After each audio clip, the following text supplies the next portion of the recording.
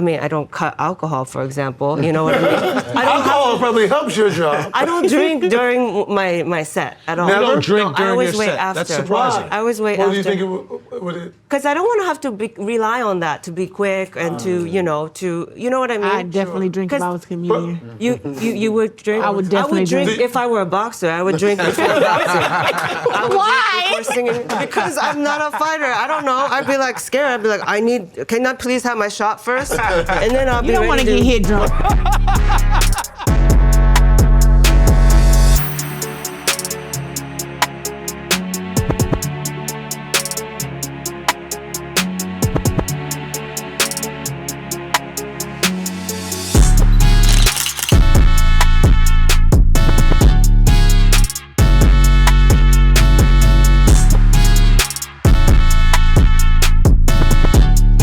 You can do whatever you want. It's the shot. Right now, I'm trying to get up to like 190, 195. You trying to get there? Yeah. So was you like 160? Yeah, exactly. Trying to play. I think I'm just saying 165. 185. That's why I fuck with Joey. No, but you want to get to what? 195. Oh, he wants to go up. Oh, but you want 85. Yeah. Okay, no, I thought you said you want to get to 185. That's why I was like, what? Oh, no. Because I figured when we sit next to each other, I thought you were like 175-ish when I stood next to you. Joe, you want to go up 10? I'm trying to go up. protein. You got a protein in it? Yeah, protein and weight. Come on, man. What do you hate the most out of just the process of training? Is it sparring days, road work? I hate sparring and I hate jumping rope. Why you hate sparring? Well, one, because I'm going to beat your ass in sparring. Oh, you ain't no 50%. Like you're bored. You're bored. You mean? Yeah, it's like we fight. No, sparring, see, MMA sparring and boxing sparring completely different. In MMA, because I did that too, they go 50, 60, whatever. That's what I've done. Yeah. In boxing, I spar against the men. I'm really getting ready for a fight. So with my skills and stuff, when I crack a dude, the dude be like, oh, he's trying to crack him back. So I got to be tight on my defense, offense. Yeah. I'm really seeing what I got for the fight. Yeah. So it's damn near a fight. Like, I got some sparring partners. When I get done sparring them, the dudes be like, yo, I've never been hit by a girl like that ever in my life. You know what I'm saying? Like, it's real work. But you don't like sparring. No. Why? It makes me sore. Because it's like a fight. I be sore. I be tired after.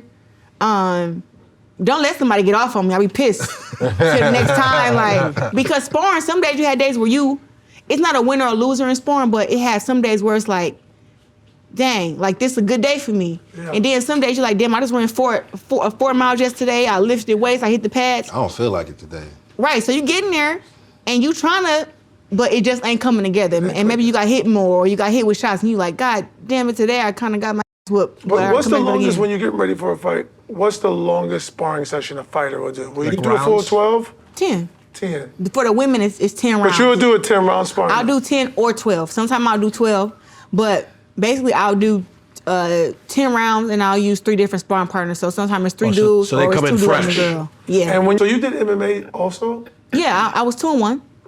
Should be 3-0, but 2-1. I take a little split Did decision. you like it? I proved everybody wrong. Why you say should be though? What happened? Like, what was... I lost a split decision to a girl. She should've won so that. one judge had her winning, one judge had me winning, and the other judge had it. I remember that. But, She should've won that. But it was Yeah. close. But did you take Close. things you learned in MMA to your boxing style? Like, how did you? Yeah, I took boxing to MMA and MMA back to boxing. I kind of used Like, what's both of them. something you in MMA training that you took to boxing?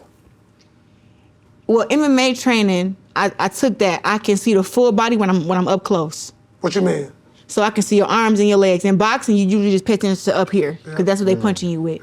Doing MMA, you got to watch out for knees, kicks, elbows, all that. So for me, when I started doing MMA, at first I was kind of oblivious to the bottom part of it. It's like I didn't know that legs even exist because why do you care? Until you got hit with one. Until you get kicked in the face. You're like, Hey there. Anything But in about boxing, that. I would assume watching somebody's legs, because you can't take your too long, but being conscious of legs is movement, Yeah. seeing how they move too. right, so that's what I'm saying. In boxing now, from doing MMA, now I may not want to look at your legs, but I can see them. Got it. I can see if you trying to throw a feint or if you jump off to the side. I can see it. I'm not just watching you up top like I used to watch just the shoulders. Now I'm like, okay, she moved over here. Let me move over Is it here. hard for you not to throw a kick? Nah. Super easy not throw no kick. Yeah. Do you think about it though? Like when you actually like, Nah, I'm a boxer, so boxing is the first You're thing used that to up comes. here anyway. Yeah, come to my mind. Even in MMA, I beat them girls up with my hands. But you're a brawler. You would call your style a brawler style. No, I'm a brawler boxer. So Joey, how'd you develop your style? Because you started young. We were just talking about that. You wrote your first rap at what, 6? Oh, I think he's talking about my boxing style. I'm about to say, because he knew this fight, 1-2, you know what I'm saying? What's your boxing style? What's my boxing style? What's left foot forward? So you. So you What's the southpaw. stance? Yeah, southpaw. Are you southpaw? No, that's right foot forward. Oh, no. Left Orthodox. foot No, he's forward? right. He's like you. Oh, you orthodox. So your right hand, your power Orthodox. shot. Yeah. And then it's your lead. But you know what's funny? When I orthodox. started boxing, I was southpaw, but then my trainer Are you was left-handed like, or right-handed? I'm right-handed, Okay. but my trainer was like, "Nah, we gonna get you on the other side since you already good on that side. Like that's your dominant side. So now I can switch. You know what I mean? Wow. Yeah, so Tricking now I you. feel like my left hand. Oh, okay. He was trying to cheat for you, really. You said what? He was trying to cheat. He wanted you to put your strong hand in front, That's your jab. which is your jab. Yeah. And he wanted you to be jab people, and then you hit him with that hook. They be like, damn, his Right, but like, it's that's crazy hard. now because I feel like my Switched left you. hand is my power shot now. You still Even though box? I'm right hand dominant, I just be training, bro. I just train? be training, yeah, you know, and then Gotta stay ready, man. gotta stay ready. He's What's gonna happen? got 10 pounds to gain. That's right. That's right. We might You wanna debut a get- heavyweight. 185, you won't be heavy. You light heavyweight. Light heavyweight. Five Yeah, is here we murderer's go. row. Yeah, so that's a Trouble. tough fight. That's Canelo. You be in trouble. Yeah. All that. You know what I'm saying? Wait, is Canelo 75 or 68? He go back 75 and now. forth. Yeah, because him and Terrence fighting at 68, Might have right? to hop in that Epsom salt bath. 68. 68. Now. I thought they did a catchweight 65, 60 something. It's 68 they fighting at. 68. Who, Terrence and Terrence and Canelo. Canelo. Who you got, by the way? I got Terrence.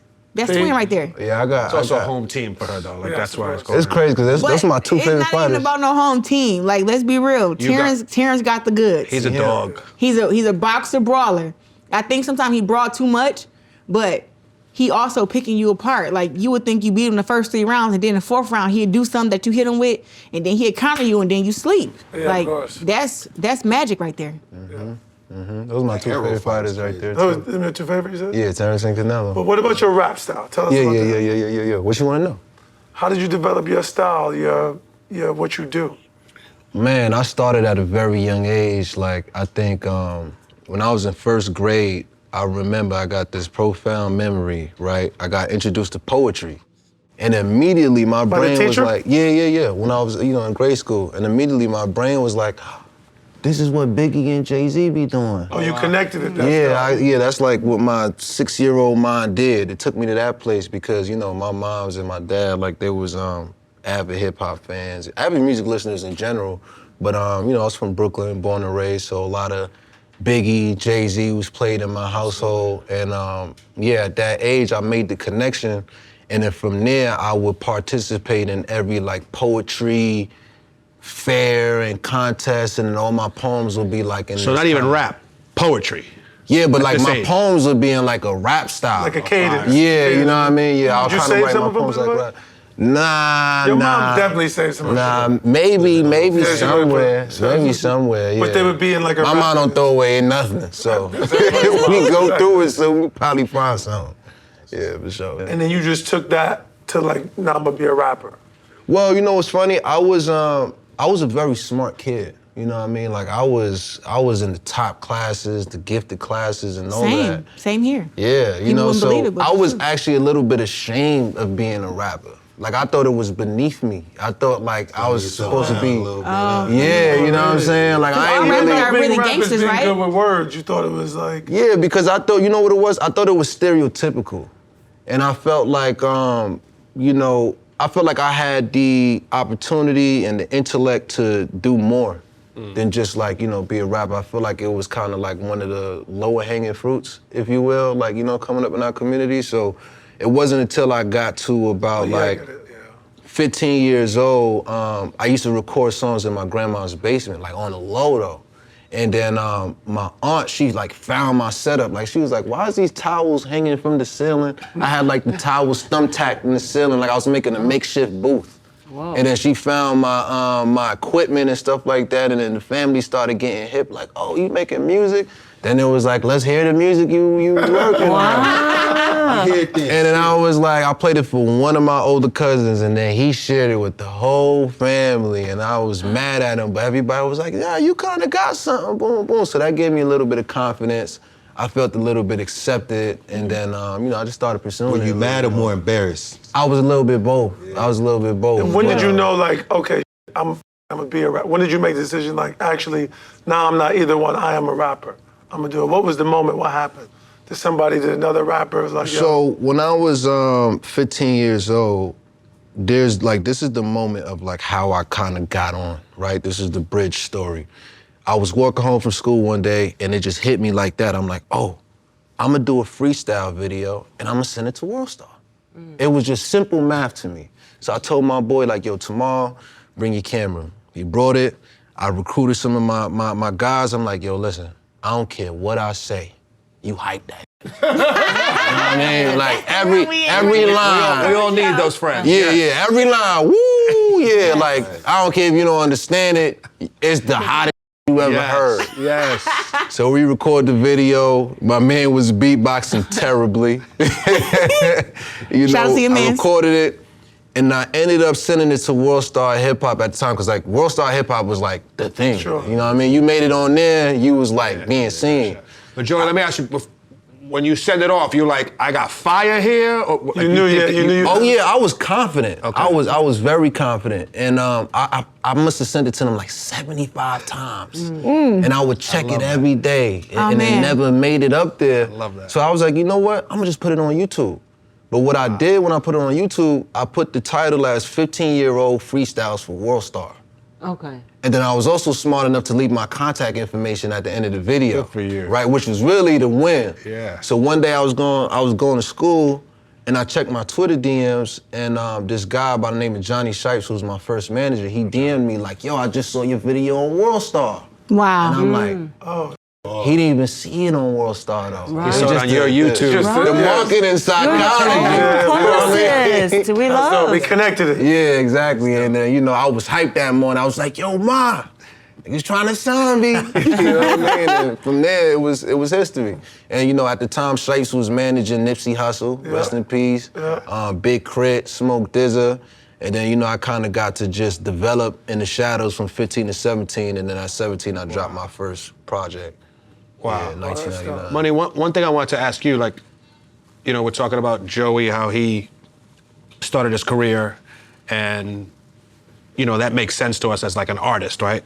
You're a singer and a songwriter, so some of the music and art you make is for you, and it's personal, and some of it for you is for other artists. How do you decide that process when you're writing? Are you writing for someone else, or you're writing something and then you decide this is for me or this is for someone else?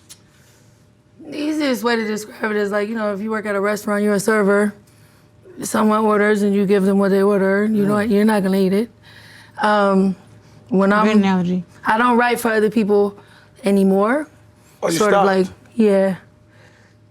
Just because you can't, like, when you really out here, you outside, you're in demand, I barely have time to record for myself. But also, I've done that. Like, I feel like I've reached a certain plateau in songwriting where it's not fun. Streaming is horrible. People are disrespectful. Artists don't take it serious. Why? Meaning, Like, there's no incentive. Streaming is horrible, meaning like what you get paid The for? pay. The pay? The fighting for space. I mean, what the internet has done for artistry as a whole, the disrespect for the art form, the lack of just excellence is crazy. Part of it, meaning but like it's commoditized the art? Does you mean? That's what I it's was deeper. So like, I think people look at me and, everybody has opinions and that's great. We all have a right. Cause that's, when you make art, my job is to make it. It's not to tell you how to digest it or consume it. But what it takes to be me, to walk out the door, to step on stage, understanding the equipment that I need, understanding before I even get to the stage, all the stuff I have to do 3 days before, no alcohol, no caffeine, no citrus, like all this stuff, to be able to give you this show. I gotta think about the lights, the hair, the makeup. What are my backgrounds doing? What is the band wearing? Is a track, it's all this stuff. The writer, what mic is it? Is this the right capsule on the mic? Is it an arena? Is it inside? Is it outside? What's the weather? It's so much stuff. And because I'm actually singing, and because I have to talk, and I have to smile and be on all the time, but I am actually a singer with a 4+ octave range. In order to hit all of that, I gotta be quiet, but I can't.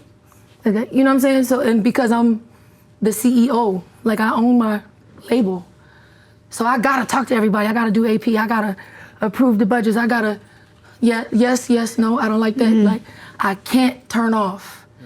And then I gotta get on stage and perform. and holler for 30 to 50 minutes. You know, currently as it stands right now, I give myself that limit because y'all not about to mess up my voice. But you know what I'm saying? But I assume you love it. I do love it, but it's very frustrating that you got to think in the digital age, there hasn't been like that diva singer.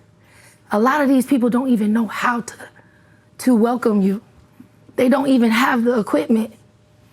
They don't understand that I'm not a rapper. I can't walk out there and do that with a DJ. You know what I'm saying? They don't even have the interface. Like, you're telling them. So you got to teach them, I guess. I have to teach them. Which is more But talking. what's crazy is And it she's comes kind. off as she's difficult. Oh. She's a diva. No. I'm a singer. This is what But most I people need. hear the word diva and they think difficult. What does it mean? What does it actually mean? Excellence. I have a certain expectation. This is just, I know what I need. Do you feel the same way? I'm sorry. Do you feel the same way about comedy when you're doing comedy? Like all that goes into it, and the art gets commoditized or not taken the right way? Well, I feel like stand-up comedians, it's, you know, we've become more worldly now. It's like internationally, we're able to tour places that didn't always have stand-up. It's a little different. I feel like touring as a stand-up, oh my God, it's just me. You know, I don't have a band, no backup. Yeah. Touring as a comedian, you realize how little musicians make. Yes. I was like, oh my God, I have, you know, it's just me and my husband and then my tour manager. You know, there's no, I mean, I don't cut alcohol, for example. You know what I mean? Alcohol probably helps your job. I don't drink during my set at all. You don't drink during I always your wait set. after. That's surprising. I always wait What after. do you think it would? Because I don't want to have to rely on that to be quick and to, you know what I mean? I definitely drink if I 'Cause was a comedian. You would drink? I would definitely drink drink. if I were a boxer. I would drink before boxing. I would drink before singing because I'm not a fighter. I don't know. I'd be like scared. I'd be like, can I please have my shot first? And then I'll You be don't ready want to to get hit drunk. How much you ad-libbing on stage, or are you sticking to the script? I'm sticking to the script, but right now, like, for example, I'm writing a new show, and we're also opposite of musicians in that, right? Musicians drop their album and then they tour it. Yeah. Comedians, we are writing as we perform. Like, you know, okay, this show is gonna be different than tomorrow's because I'm gonna listen back to the tape, I'm gonna watch the tape, and then change jokes, add new things, and then we record it, right? And that's the special. And then we never say those jokes ever again. Correct. So it's a little different. I right? like it, but it's more like akin to an athlete. So like she gets training for a fight, you have the big fight night, and then you move on to the next one. It's a bit like that. But I love watching comedians get ready for this. Like my favorite thing to watch when you go to the small clubs, everybody takes their phone. Do you write your specials by yourself, or do you have people help you write, or do you like read jokes to people, or are you just one of those comedians who writes all your stuff yourself? I write it myself. You know, when I'm in the writing process, I'll do like the clubs first, and then after the show, I'll ask the audience like, okay, which parts did you want to hear more of? You know what I mean? What were you like confused by? I'll run things by my husband, my poor husband. He still stays with me. That's how charming I am. Is he funny, by the way? He's very funny. He's very funny. Yeah, and he tours with me too, and so. But what you were saying with the same thing, I mean, musicians, but the CEO-ness, I understand, because we are like, you know, our own everything, right? Like we're doing the meet and greets after too, keeping the same look. But I take a lot of inspiration from musicians because, you know, like keeping a certain look and things like that, you know. Yeah, how'd you develop your look, by the way? I was reading about that, like your haircut. I was trying to come like down. beautiful, I wish I like could do that. it I is, can't like pull it fire. off. Thank you. No lie. I was She told trying me to. that they was posting her with the dude from Cabo. Did you see him? Ibiza final boss? No. There's a man with my haircut right now. He's going viral. So many people sent it to me. Also, Tyla for her Asia tour, she just announced it. I did see that. Bowl cut. Really? Yes, it's back. It is How back. did you develop it? Because you've always had it. Was it? Well, no, I went through phases. I went through long hair. I streaked it with highlights. This was a cut I had when I was a kid. Right? All Asian kids have this haircut. all Asian kids. It's me. And honestly, babies like judge me a lot. When I walk around, a lot of babies look at me and they connect to me because I think they think I'm one of them. Yeah. You know? So there was like, She's one of us. big She's with baby. us. yeah, they're like, Also, What is this your also- favorite look on you? Like, is this your favorite look on you? Like, this the look that, like, this the look you look Like, the are you most sticking? beautiful Is this in going to be you? the signature look? You're sticking with this? For now, Okay. my fans have started to show up to my shows wearing wigs of it. I'm If not. they can dress up like you, that's how you know you got something. Hey, Halloween kills it. But then it's like, oh, I can never change it. But I have to sell the shirts with this haircut on We it got first. merch to move, baby. Yeah, keep it. I know. I want to ask you guys, like, it's interesting because as I look at you individually, right? You're a boxer, a comedian, a singer, rapper, actor.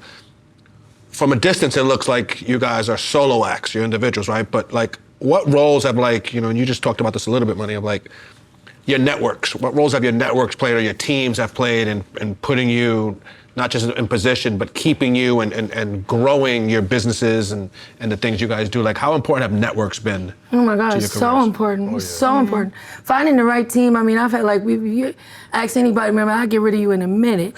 If you, That's going to be you my know question. what? Follow on to that, and I want to keep going. I'm sorry. Like, also, when do you know it's time to move on Man, from somebody? 'Cause that can be hard. anytime I can't move forward, if I start feeling like I'm, Stagnant.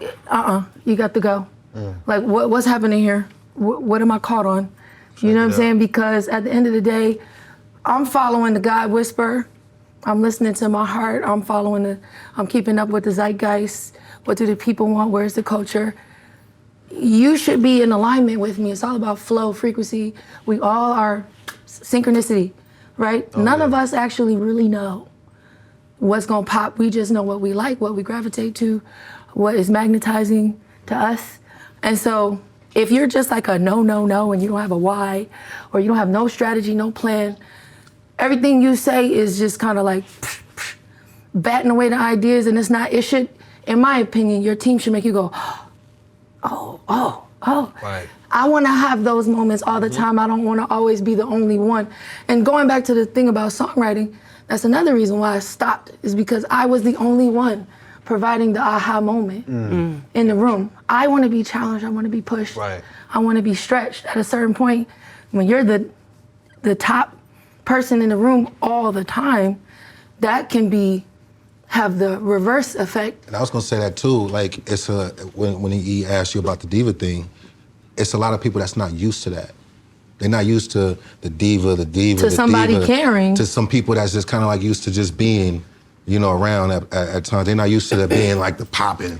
I will say, while I do a lot of this, when I'm done, at the end, they always come back and be like, yo, You was right. respect. But you do a lot of this, like, because I want it done, da. I'm Or just not like, about to give be me- quiet. Because you care. I'm not about to be quiet. That's a baby. passion. It's business. That's a passion I'm about too. to be like, hey, where's my screen? Where's the lights? What are we doing? Come on, how long? The longer you take, the longer. She has I'm not- heels. She has heels on now, and you can't even see them. You know what I'm saying? You see? You don't even. I said you should. Sit This like is a great metaphor. You should how show like it. there's so much stuff that you don't see, but it all matters. This is what our show is all about. Real conversations with an amazing group of people. You could be at your local barbershop or your local Starbucks. It's all about the stories, the energy. That's why we created this space in the beginning. It's why it's important. So grab a drink, a coffee, tea, whatever you prefer. We've got a lot more to get to. Claressa, the same question to you. Like, obviously you go in a boxing ring and you do the walk and you get in there, and when the bell rings, it's just you. How important is like a team to a boxer? Well, my experience is way different. Like, I've put a team around me to make sure, like, one, in boxing, when it's fight week and when it's fight camp, I'm not the same person who I am right now. When I get into fight camp, anything that gets in the way of my boxing, you can damn near die. Get out my way. Like, this is very important to me. I don't let nobody get in the way of that. When do you click into that? In the week, you said? No, I click into that as soon as I get into camp. Okay. You know, once I get into camp and we start training, don't be coming around eating no cake, no ice cream. Chips. Come around being negative, having a bad attitude. It's like, I'm the one training. I'm the one got to put everything to the side. I can't smoke no hookah. I can't eat no chicken. I can't eat no cornbread, mac and cheese. Like, I drink a gallon of water a day. I got to train. Like, I got to get punched. My arms are sore. If anybody should be complaining, it's me. So nobody else around me can be like complaining. But I try to run like a tight ship. So I have me, my assistant, Bidi. She is like, that's my lifeline right there. Like, it gets to a point in camp where I'm like, look, I'm not talking to nobody. These people getting on my nerves. You deal with them. I cut my phone off. And she the only one that can come knock on the door and say, hey, so-and-so called and asked what to do about this. Okay, yeah, tell them to do this. But it gets to a point where it's like, I put things around me. So I have a nutritionist. I got my assistant. I have my best friend who cooks for me. I have a hairstylist, makeup artist. And I try to put everybody up in place to where they know, like, this is how we run. Like, this is a very strict business. So be on time. Know that regardless of whatever we're doing, when we're doing it, I'm always hungry. I'm always agitated. So when you see me smiling and everything, that's just a look. I'm really ready. I'm ready to go. You're pissed off. Yeah, You're like, hungry. Hey, you guys said we're leaving here at 3 o'clock. It's 3:05. I don't know what's going on here. But I know that my nutritionist called me and said she got my food ready. I would like to go eat, drink my water, and lay down. So when you're running something like that, it's like I keep boxing and training first, keep my nutrition second. And with that, you got friends and stuff. But for me, I try to keep just my inner people. Everybody know how things run. Yeah. And so when something How long did it take you to develop that, though? That's that doesn't happen. Oh, that takes time. It definitely took years. I done fired and hired people. I'm about to say, did you have to go through some people? Yeah, I say right now, I mean, I just had to fire somebody recently, you know what I'm saying? Because it's like, certain stuff just shouldn't happen. But when I decided to change up my image, because at first when I was boxing, I just show up fight week, joggers, braids, talk my stuff, get in there, whoop and go home. That's what I did. Now it's like I'm showing up to the press conference like this. I got my heels on, my makeup. They're like, oh, where Claressa at? She right here. But up on Saturday, you're gonna meet Clarenzo. That's the alter ego. You know, keep your head up. You know what I'm saying? Pat when I say that, but it's the truth. So for me, it's like now I'm like, okay, this is an image. So that's where the work comes in now. Like if I can just show up and still make millions of dollars and get the social media attention with just showing up in my joggers and my braids and just being a great fighter, I would. But it seemed like all this extra got to come with it. You got to have the nails, you got to have the heels, you got to have the hair, you got to have the look. You got to go to the weigh-in, you got to be sexy, you know, in order for you to get, for them to differentiate. I feel like that's a gender woman. thing, though, to be honest with you, because I say that all the time. This is not fair. People be waiting on you to look a mess. And you can look good, they still complain. Oh my God. You can look good, like you look good, and I'm like, oh, if I was her, I wouldn't have wore those red bottoms, I would have wore some blue bottoms. Like, It don't matter. Like literally people will sit there and look for the flaw. Oh, yeah. Sometimes I give it to them. Sometimes I will let something be. I haven't made it there yet. Because it's like, if they're gonna talk about it, let it be this thing. Because you work so hard, like you say, you already do the work, and then you gotta do pretty. You gotta be pretty. Right. So that's what I've been doing, making boxing Who pretty. helped you develop that? It was me. You did it. I had to do that because, one, I hate when people try to say that I'm ugly. That blows my mind. Because I'm like, no, I'm not. But who's saying that? Social? Social, maybe some. There's never anybody cute that says it. No, it's not. Look at the people that's calling you that. But it's always, And it's always, they're not doing it to her face. but it's always the same type of guy. They're gonna meet Clarenzo. Be the last thing you say to her. Right. No, but the thing is, though, it's like, in boxing, I'm not going to smile inside the ring. Like, you trying to hurt Of course me, not. I'm trying to hurt you. I'm in a war. You got a job, I huh? can't. Yeah. But then it got to a point to where, like, the storytelling about me was, oh, I'm from Flint, Michigan. I went through sexual abuse. I hate men. I box and I'm not a big woman, but when I get ready for the fight, I look strong. Like I got muscles in my neck, my back. Like I'm showing up to really fight. Yeah. So then when you get outside the ring, well, for me, I know something that scared the fans was, I had just won a fight. I had knocked the girl out, and then another girl who I was about to fight, they didn't tell me she was jumping in the ring to talk to me. Oh. So she jumps in the ring and she was like, oh, if you fight that way against me, I beat you both, and just talking crazy. So I done flipped the script. I'm like, what? I just beat her up, but I still got more energy for you. So now I done try to fight her, try to fight her brother. Everybody breaking us up. And then like that video there stayed on me for so long. It's like the hair, the makeup, and everything didn't even matter because all they kept showing was, this is who she is. This is who she is. So I had to get that off me for a very long time. Now that it's off, it's like, look, I love boxing. I love what I do. I don't take disrespect. I'm a pretty and beautiful woman, but I'm also strong, and I believe in what I do, and I'm a businesswoman. So the woman that I am in boxing never existed. You never had. So when you being the first to do something, everybody kind of side-eyeing, but it's like, hell, I just cashed a $1.5 million check. You ain't got to say nothing to me. Yeah, of course. 15,600 people showed up to see me fight. Yes. Never happened in women's boxing. So it's just like, it's hard doing what I'm doing, but it's like, it has to be done. If I could just show up, you know, in my sweats and my joggers and my braids, trust me, I would. You know, they say- That representation is super important, period, because I think it's hard for the world, people who look like us included, to digest a beautiful woman who don't take no shit, who's a boss, who's unapologetic. Yeah. We're supposed to just be quiet. Right. You know what I'm saying? Just sit there and look good. It's the confidence that bothers people, right? When you confident about what you do, everybody want, okay, Joe, you a good rapper. We don't want you to say you're a good rapper. Let us say it. You don't say nothing. Yeah. That's the problem. They don't want you to validate yourself. Right. But it was like, I learned from Muhammad Ali, if you don't validate yourself first, nobody else ever will. If I want to say I'm the greatest woman of all time, I had 2 Olympic gold medals when I said it. The only person in America to have 2 Olympic gold medals in boxing. I can't say I'm the greatest woman of all time. If I ain't the greatest, who is? Yes. I was gonna ask you too, how you feel about calling Layla out? No. Let's not call, please no. Right. Layla been talking trash to me for years. Really?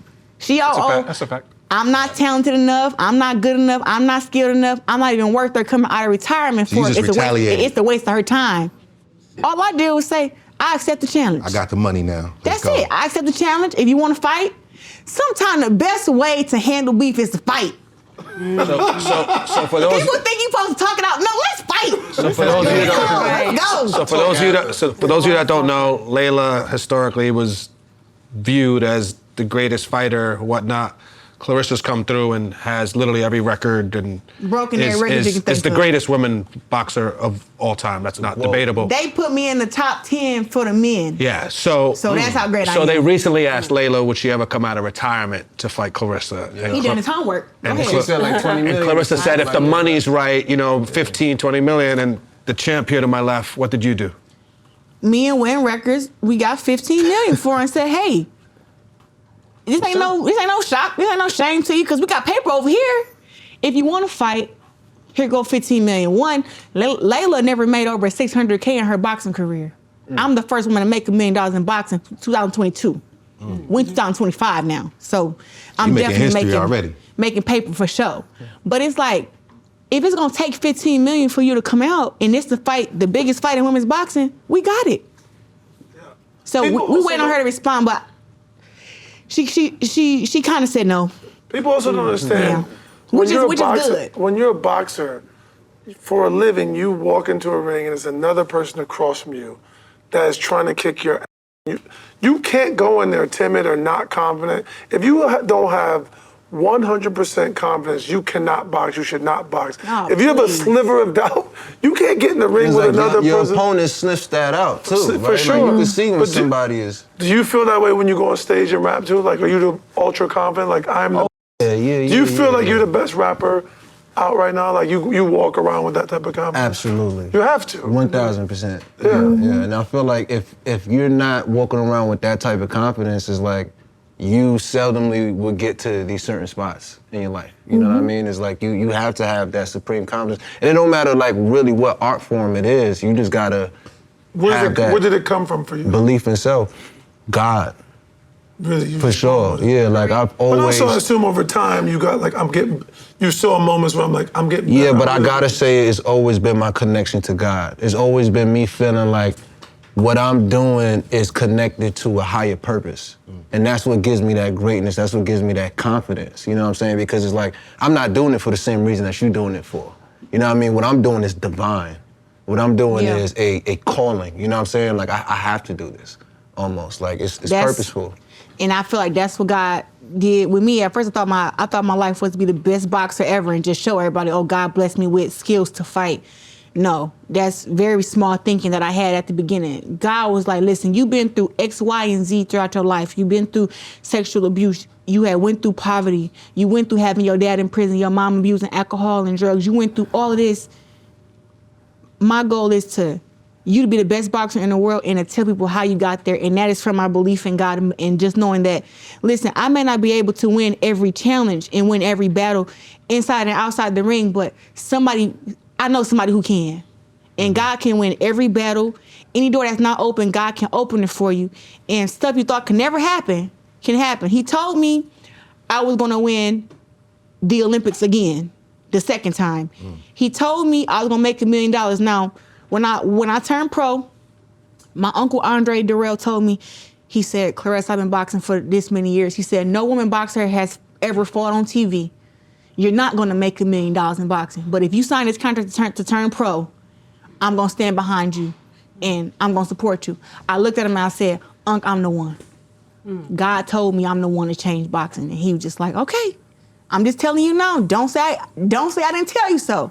And now we're here. That's awesome. Amazing story, Bada. Right, yeah. Tell us about your... Is Unc still part of the team too? Yeah. Look, Andre Durrell, he's an Olympic bronze medalist from Flint. He fought in the Olympics too. And I met him when I was 11 years old. And he always said if there's ever a girls boxing, I was going. So he believed in that. But when I turned pro, a woman fighter hadn't fought on TV in 20 years.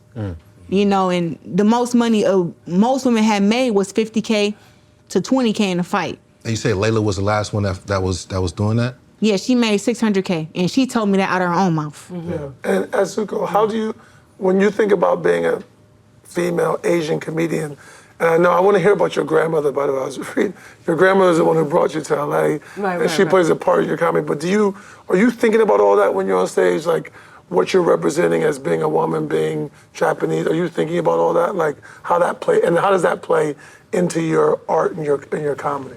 Yeah, I mean, it is we're still making a lot of firsts happen, you know, and like when you said that it's been 20 years, you know, I'm the second Asian American woman to have an HBO special. The first one was Margaret Cho, 27 years, but 27, it took 27 years between us. And then and this was just 3 years ago, you know what I mean? And then, so there hasn't been a third, but I'm like, man, I just hope, you know, enough of us do it so it doesn't take another 27 years. Yeah. You know what I mean, for another person. And so you do have to walk out with this confidence, but also be humble at the same time. People hate my haircut. It's a certain type of guy too, you know, always the same type of guy. Because they're afraid, they say it. They're like, well, is it a boy or a girl? It's always the same thing. Is it a boy or a girl? Because girls long hair, boys short hair. And don't you get near my butt. You know, it's the same fear. It's that fear. Well, it's just so much going on right now. It is hard being a different type of woman this type of days. Oh my God, you get too much success, they be like, that's a man. How many times have I been called that? If you got too many muscles, you a man. I know. Like, I get called a transgender all the time. Okay, I'm like, literally, Same. yes. By Because fans? people By are who? basic. Because By who? we're I mean, not do you a call them monolith. fans or trolls? Or like, what do you call them? Trolls. Does it play into your comedy? Do you bring it into like? I do. I get to talk about Because these as a comedian, things. the beautiful thing is I get to talk she can about make it. fun of all. Yeah. Well, the underlying thing is what they're saying is like, I'm not gay. I'm not gay. Like, just They like it. that's what they're saying. They're like, no, I'm not gay. I'm like, nobody said that. Why am Just I the keeper randomly of that information? Is your job as a comedian to actually bring joy and laughter to the things we find in normal life is hard to discuss? Like, you know, comedians. For sure, There's been yeah. this thing. I believe your job is to make fun of whatever you choose. Your upbringing, being Asian in America. I think it's all funny and it's all on the table. And is there anything too far? Does anything cross the line for a comedian? Well, it just depends on like what your brand is and what you're about. So I think people are about authenticity. So like, you know, people know that I'm more like I'm about levity. I'm like the Lil Jon. I'm very feel good. I'm the Little you know John. what I mean? Like, yeah. But you know how that does, right? He said, "Oh, I want people hyping me up, no matter what I say." That's what Lil Jon was. Yes. No matter what anyone said, he was like, "Yeah. You need that. You need a cheerleader following you around." So that's kind of my brand. So I wouldn't like punch down just because that's not what people. That's not my authentic self. So like. It's only too much if your audience knows, wait, you're not like that. Why did you suddenly, why are you coming for certain people suddenly or whatever, you know? But and you do. Tell us about your grandmother, please, a little bit about that story. Oh, my grandma is a liar. She is my best friend, but also my villain in my life. Oftentimes it's like that. Sometimes your best friend is your biggest bully. Granny Thanos out here, huh? Right. Well, she brought you here, right? She brought me here, but she lied. She said it was a 2-month vacation. You got stuck over here. Excuse me, it's been 27 years. Oh my God. Yeah, it's because she wanted the best for me, blah, blah, blah. But still, I was like, bamboozled. When you started comedy, did she understand it? Was she like, yes, go do that? Well, there's a lot going on in my family where, the stereotype is, Asian families are always like, be a doctor, be a lawyer. But again, we're not all the same, we're not a monolith, we're unconventional. We didn't have a man in our family. It was just my grandma, my mom, and me. And my mom has schizophrenia. And so being undocumented, living in my uncle's garage, my grandma was like, I'm just happy you're alive. I don't need you to be a never doctor. tell when she's joking and when she's being serious. Like this, she just threw it. No, I mean, 'cause she was like, she didn't know what comedy was. She's like, I don't care. I thought you were gonna be dead 10 years ago. You know what I mean? For real though. That's why she didn't care. You know what I mean? It's so casual.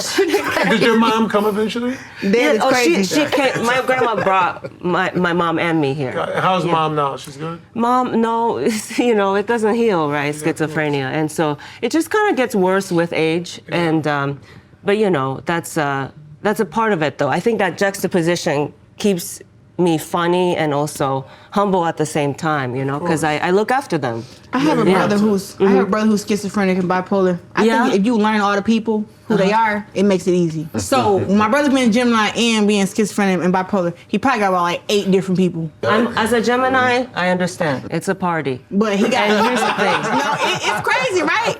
And he'll take you on the ride. He took me on a ride. My mom's got 7. If they meet, oh my God, 15 people. That is, maybe they can meet. My brother took me on a ride to go to Texas to get him. Wait, what happened? He was in Texas. He somehow he had got out of prison.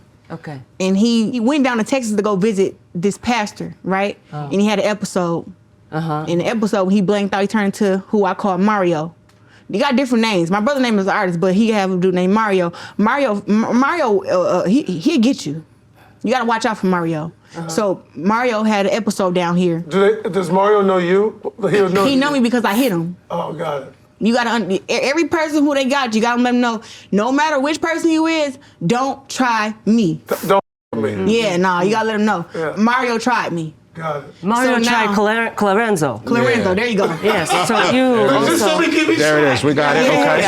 Everybody got another first I got a few people with me too. What happened? I got a few folks with me too now. You also a Gemini? What's going on? Okay, so you go to get Mario. No, so I go to get my brother artist, and he's Mario, you know what I'm saying? And he been locked up in this institution about 2 weeks. I hadn't seen my brother since he been in prison for about a year and a half. I go down there to get him. They got him locked up.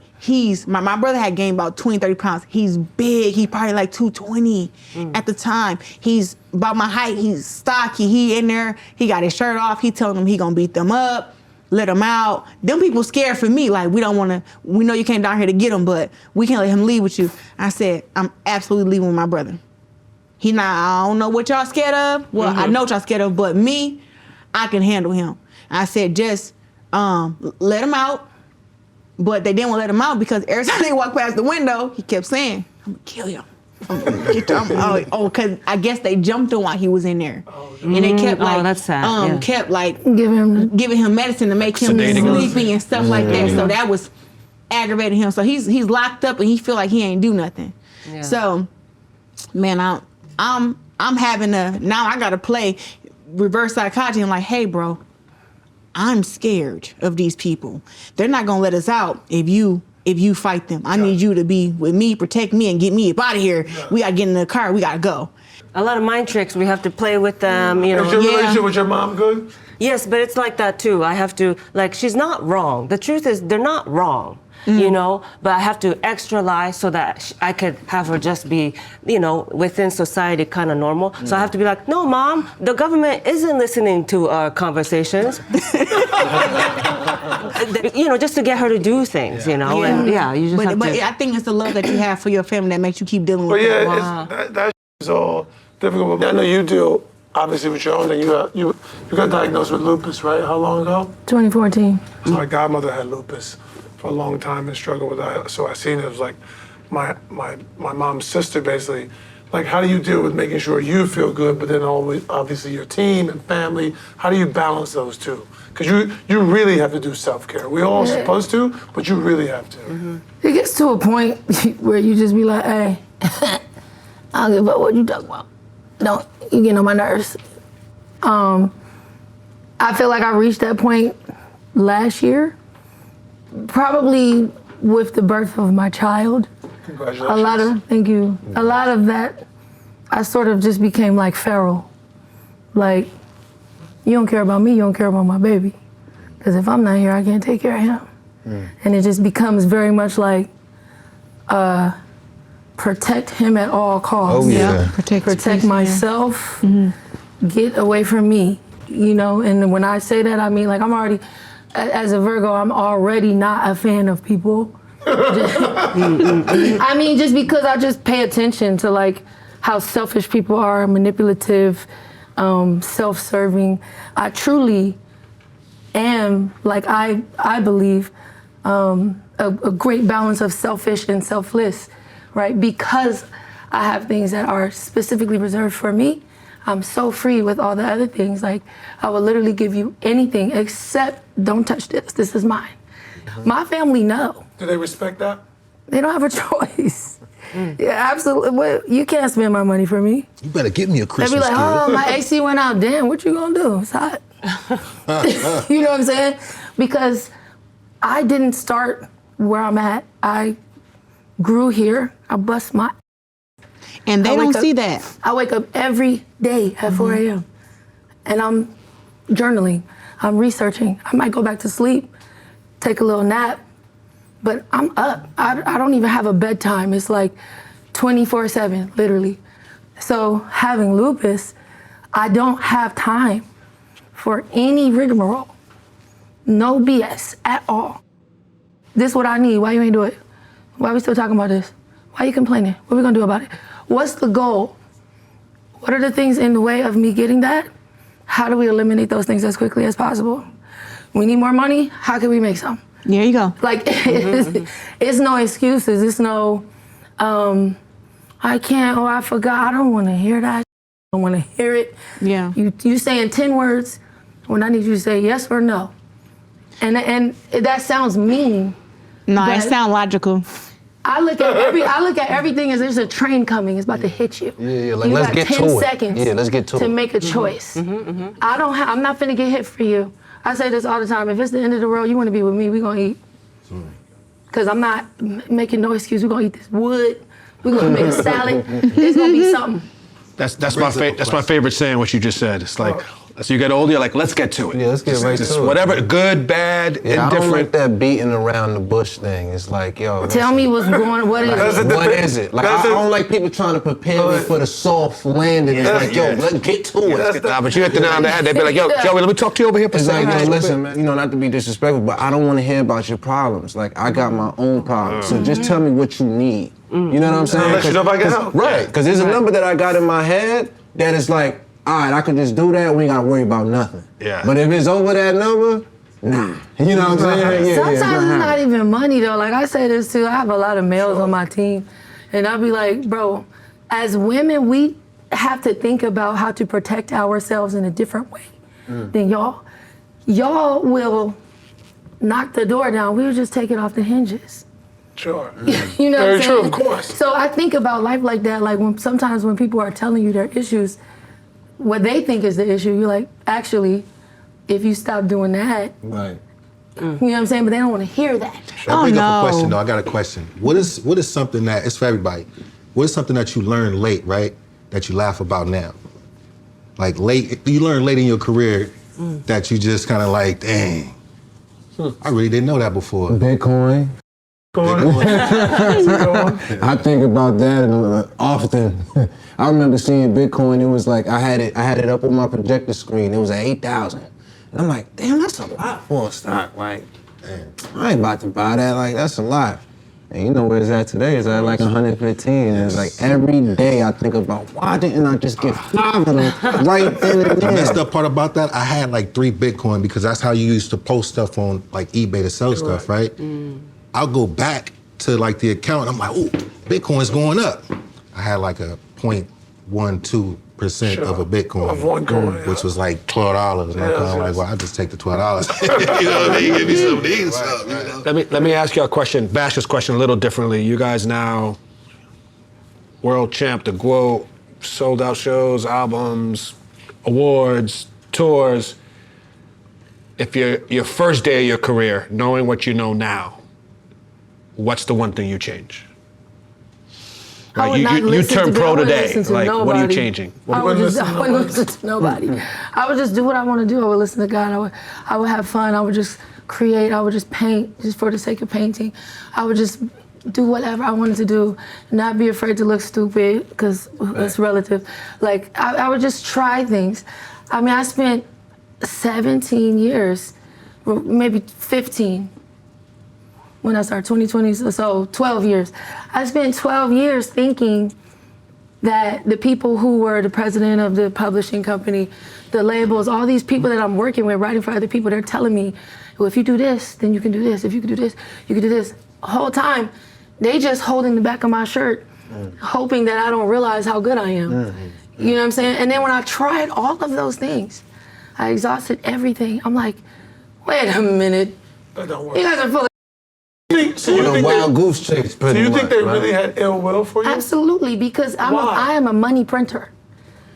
There is a Muni song. Long. No, seriously, there was no song. Now there is one. 10 minutes later, Sure. that song. Let's use Hours and Hours for example. I wrote that song in 15 minutes at the kitchen sink. Wow. That song went on to generate millions of dollars, which led to Universal Music Group and Def Jam signing and making revenue off of multiple other artists in that same ilk from a genre that was not popping. Sure. So many DJs from the radio have told me my music changed the sound of radio back to what it was in the early 2000s. R&B is now on the Hot 100. Kehlani, Folded. That was not a thing. So if I can do that over and over and over, I'm literally printing money. You think somebody ain't gonna be like, Oh, meaning you're saying they wanted you, because they make money, right? They want you, you're a money generator, they want you to make money. They want to keep you corralled, is what you mean. Not necessarily they want stop to keep you. me focused on the things that they want to Correct. invest in, that they're invested in. They If want I'm to keep you focused in on me, control, essentially. if I'm Keep focused on writing. me, Yeah, I under their thumb. can't. Yeah. Yeah, under their thumb. But right. hence the You was painting, the things that secret weapon. are good for But you. also, I have ownership. So what incentive do I? You got to give me something now. You know what I'm saying? They didn't have to do that before. I was just happy to be there. Got it. Joe, how about you? Your rap career? Anything you did I different? would echo some of what Muni said. I think I take a lot more risks. You know, I think I held myself back a lot in the beginning because Survivor's Guild played like a heavy role in my career. Like just in the way of, I was always so heavily conscious about everybody else around me and wanting my success to be everybody's success, wanting like to share that success with everyone. And I think that I missed out on a lot of opportunities for self because I wanted to bring everybody with me. Yeah. Like there's a theory that like I I stay true to now, right? It's like Aladdin's purple carpet. If everybody on that carpet, you only gonna get about like 2 feet off the ground. You ain't gonna really be able to soar over the mountains and stuff like that. And I think that I had a lot of weight on my carpet for a long time. So I think, you know, if I could go back from the top, I would, I'd free up a lot of space, you know what I mean? And I think a lot of it was from fear, like, you know, people being like, oh, you changed, or, you know what I'm saying? Like, oh, you don't mess with us no more. And you know what I'm saying? Things of that nature. And yeah, that had a vice grip on me. You know what I mean? So I think, yeah, that'll be the main thing for sure. Gotcha. You know, like I missed a lot of rooms and tables playing the game like yo, if all 40 of us can't come in, I ain't going in. Oh, yeah, Gotcha. You know what I mean? Yeah, that's it. Yeah. Probably And the under homies. Right. So What now about you? For me, if I can go back at the beginning of my career, I think that I would control the storytelling better. I kind of let them control the story at the beginning. And it wasn't me. Like, yeah, I was a fighter and I was aggressive, but I've never been like a mean person. I've never been like super aggressive. Like I box, don't get me wrong, but I've always been like very funny, very, very kind, community work and stuff like that. But I think most of the stuff that's been shown about me early in my career was just like the total opposite of that. And honestly, I would have never started paying attention to social media. I would have deleted all of it because I was 17 when I won the Olympics, right? I didn't know that I had a blue check mark till I was 17 and a half, 18, and my friends told me like, oh, that mean like you a celebrity. But I never really was getting on it. Like I get on there and I post, but I didn't care about other people's thoughts and their comments and what they say, because for me to win the Olympics at 17, the only person thoughts and the only person that feelings that mattered was mine. Which I think that if you keep that mindset, you get to where you want to get to faster. Faster, absolutely. So I think that for me, a lot of stuff, me trying to be accepted by people. Oh, I'm not gonna curse on here because I want endorsements. I'm not gonna trash talk because women don't do that, and because that's what they said. Oh, I'm gonna be nicer in my lead ups, and find a way to sell tickets without trash talking, and trying to do all this stuff that change up my hair, wear like these heels that were bigger than this, stuff like just always being uncomfortable. Me always looking at myself in the mirror like, dang, it's something wrong with you. Without social media, that I wouldn't have done that, and I would have eventually figured out what's my best look, where I'm comfortable at, what makes me happy. Not really focus on so much of what people expect about me, how I should be, because at the end of the day, you can't tell me how to be a world champion because you ain't a world champion. Word up. You're not no two-time Olympic gold medalist. Like you not what I am. Like you don't fight. You don't feel what I feel. And then too, like, growing up I was tender-headed, and I still am. So when it comes to me getting my braids and stuff, even for the fight, I can't get my hair braided real tight. And I hear people say stuff about like, oh, the braids could have been neater, but I be telling my braider like, girl, don't braid my hair tight. Hurt. I gotta think. And it's a cares if fight. they Who need to needs- fight? Yeah, who needs? But I'm saying I wouldn't even care about this stuff when I was 17, when I first got triggered by social media. Had I said, you know what? Anything that triggers me gotta go. Sure. I would have had deleted Twitter, Facebook, and Instagram, and I would have been done with it, because it did take a toll on me, and it made me change my look. It made me wear different. I got some pictures, man, some hairstyles like you had no business wearing that. Navigating social media is hard, man. I can't stay off the blogs. I be minding my business. They always posting me doing something. Girl, me saying too. something. I be like, man, I can't stand y'all. I make some blogs every week. Never want to post any of the good stuff. Always some bull. And then if it is something good, they find something to wear. Oh, he didn't smile big enough. Oh, one of her nails was missing. Oh. They're gonna look for the flaw. They're gonna look for that one little thing. Anything? I think it's a little similar to you. I wish I would have really, truly practiced, for me though, self-confidence more. Because then, they say it takes like 10 years for you to find your voice in comedy. I spent a lot of time trying to sound like other people because I wanted to be, right? I was like, maybe I'm a political comedian, maybe I'm like this, not allowing me to be like, no, what do you find funny? How do you joke, And so, yeah. How did you arrive there though? How did you get past Like, not, okay, I'm not gonna try and do this, I'm just gonna be me. It was opposite of Claressa. It was actually being online, where I was talking to camera, showing my personality, talking to the people, and people were like, "Oh, we're showing up for this. We love this." I was like, "Oh, I can just be me, and you're down." So online did help me with that. It's like being like, screw it. If the traditional way of doing things isn't gonna work, I'll just upload it on YouTube. It's that same mentality. Well, I think you should keep the haircut for sure. We love it. Oh, thank you.